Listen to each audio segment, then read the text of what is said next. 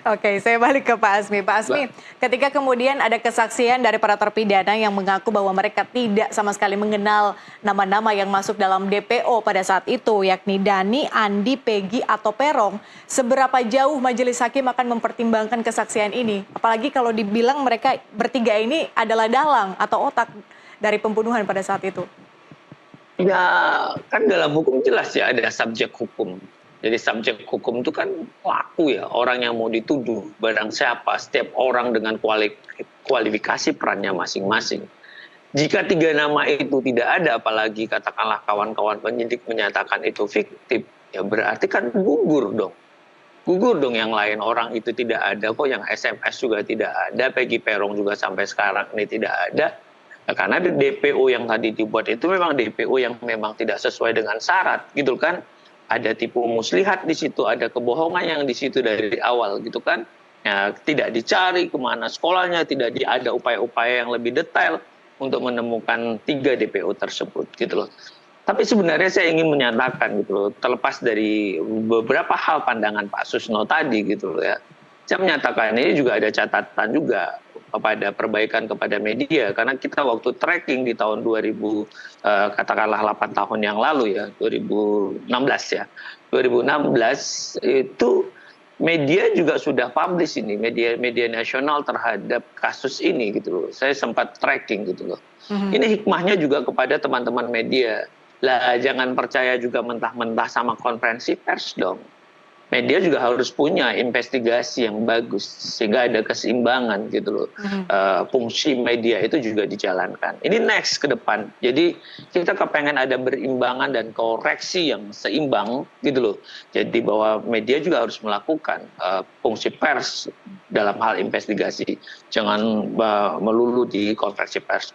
Terus kalau tadi katakanlah Pak Susno menyatakan, saya kepengen ya apapun peristiwanya, kalau dengan katakanlah murni kecelakaan lalu lintas, ya nanti dibuktikan. Coba lihat ada nggak file di Jasara Harja? Apakah hasil berita acara pemeriksaan ini kan nggak pernah juga diungkap. Kita sibuk, teman-teman katakanlah itu dalam persidangan hanya menyatakan, kamu sudah nanda tanganin ini kan, kamu nanda tangani BAP ini kan, ini tanda tangan kamu kan lah. Gimana dia akan mau, karena memang itu dilakukan dalam tekanan dan ancaman. Padahal berita acara yang dihasilkan dari tekanan ancaman tanpa pendampingan advokat, tanpa pendampingan penasihat hukum, seharusnya kan batal sejak awal.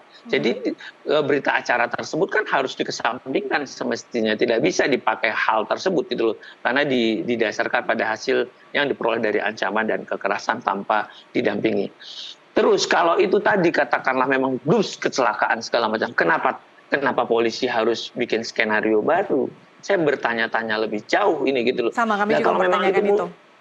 Iya, kalau memang itu adalah kecelakaannya sudah tinggal ungkap memang kecelakaan, apakah kecelakaan tunggal, kecelakaan tabrak lari. Sudah, kenapa harus mengorbankan orang lain? Halo, gitu loh. Untuk apa? Untuk kepentingan apa? Nah, di sini yang perlu kejujuran kita, gitu loh.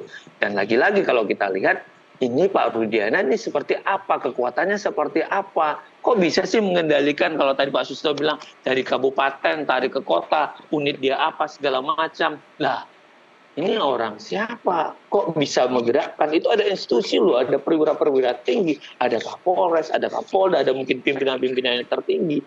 Kok bisa segampang itu juga, gitu loh. Dan bisa ditelan mentah-mentah begitu aja. Ini adalah pembunuhan dengan pasal tunggal loh.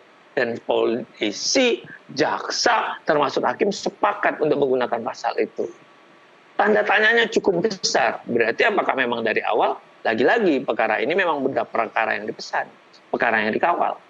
Termasuk tadi media juga udah telan mentah-mentah tuh. Kalau kita lihat tracking, seolah-olah ada apa ini gitu loh, kok begitu ada kecepatan-kecepatan. Lagi-lagi kita belajar dari kesalahan, kita belajar dari kekeliruan, tidak ada. Tapi kita ingin membangun negara lebih bagus, agar penyelenggara negara tidak dianggap gagal, negara tidak dianggap gagal dalam melindungi warga negara. Ini mungkin poin yang memang bisa kita ambil atau kita jadikan hikmah, supaya nanti ke depan tidak lagi terjadi hal-hal seperti ini. Demikian, Mbak.